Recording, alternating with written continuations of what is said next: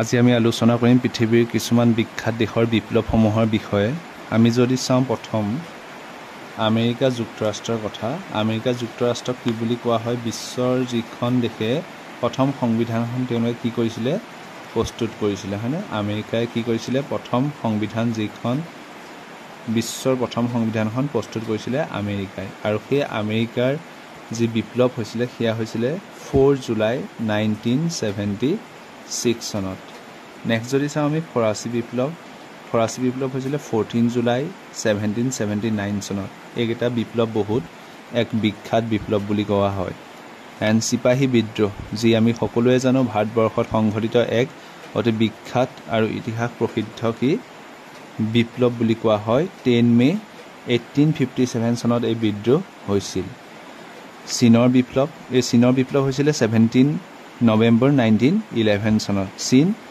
চীন আমাৰ ভাৰতৰ কাষতে থকা এখন ৰাষ্ট্ৰ, আৰু এই ৰাষ্ট্ৰখনে ভাৰতক আক্ৰমণ কৰিছে, যাৰ বিষয়ে আমি জানো যে 1962 চনত চীনে ভাৰত আক্ৰমণ কৰিছিল।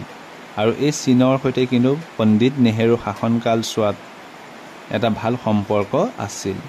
নেক্সট আমি যদি চাওঁ আইৰিছ বিপ্লৱ। আইৰিছ বিপ্লৱ 1916ত এই বিপ্লৱটো সংঘটিত হৈছিল। নেক্সট যদি চাওঁ ৰুছ বিপ্লৱ, 7 নৱেম্বৰ 1917 চনত ৰুছ বিপ্লৱ সংঘটিত হৈছিল। কেতিয়া হৈছিলে ৰুছ বিপ্লৱ? 1917। ভাৰত ত্যাগ আন্দোলন আমি সকলোৱে জানো। ভাৰত ত্যাগ আন্দোলন হৈছিলে 8 আগষ্ট 1942 চনত। নেক্সট যদি চাওঁ বাংলাদেশ বিপ্লৱ, 26 নৱেম্বৰ 1971 চনত বাংলাদেশৰ বিপ্লৱ হৈছিল। এতিয়া আমি কিছুমান ইম্পৰ্টেণ্ট ডে কি চাম? Important day of the country in the world, অৰ্থাৎ বিশ্বৰ কিছুমান দেশৰ অতি গুৰুত্বপূৰ্ণ দিনকেইটা বা উল্লেখনীয় এটা অতি গুৰুত্বপূৰ্ণ দিনকেইটাৰ বিষয়ে আমি চাম। গতিকে 4 জানুৱাৰী, ঠিক আছে, 4 জানুৱাৰী বা 4 জানুৱাৰী তাৰিখটো ম্যানমাৰৰ স্বাধীনতা দিৱস বুলি কোৱা হয়, ইণ্ডিপেণ্ডেন্স ডে বুলি কোৱা হয়। 26 জানুৱাৰী তাৰিখটো ভাৰতৰ আমি সকলোৱে জানো ৰিপাব্লিক ডে বা ভাৰতৰ গণৰাজ্য দিৱস হিচাপে পালন কৰা হয়। ঠিক আছে, ভাৰতৰ আমি সকলোৱে জানো। 23 মাৰ্চ পাকিস্তান ডে কি কৰা হয়? পাকিস্তান ডে বুলি কোৱা হয়, পাকিস্তানে পালন কৰে। 26 মাৰ্চ তাৰিখে নেশ্যনেল ডে অৰ্থাৎ ৰাষ্ট্ৰীয় দিৱস হিচাপে পালন কৰা হয় বাংলাদেশ। কোনখন ৰাষ্ট্ৰই পালন কৰে? বাংলাদেশ। বাংলাদেশৰ ৰাজধানী কি? বাংলাদেশৰ কি ৰাজধানী কি? এতিয়া আমি লিখিব লাগিব ৰাজধানী হৈছে কি? ঢাকা। আৰু বাংলাদেশৰ যি মুদ্ৰা, সেই মুদ্ৰাক কি বুলি কোৱা হয়?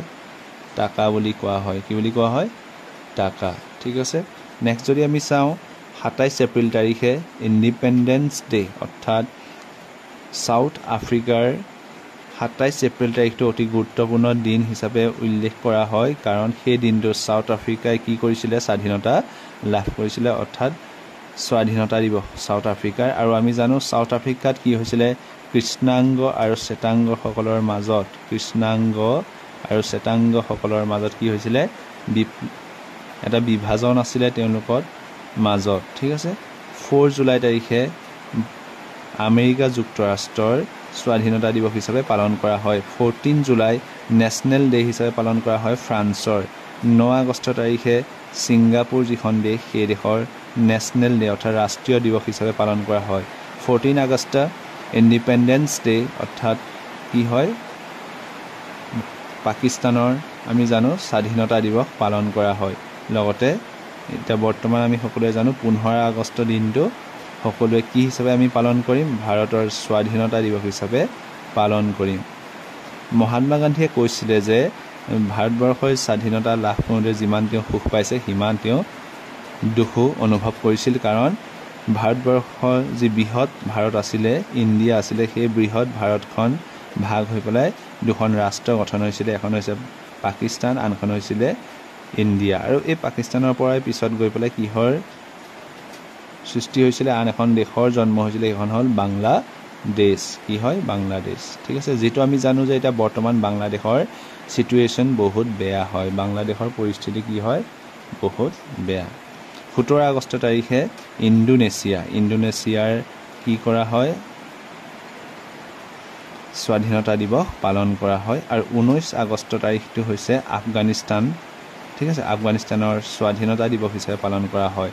আৰু আফগানিস্তানৰ কেপিটেল কি হয় তাৰ বিষয়ে সকলোৱে জনাব। আফগানিস্তানৰ কেপিটেল কি আৰু ম্যানমাৰৰ কেপিটেল কি হয়।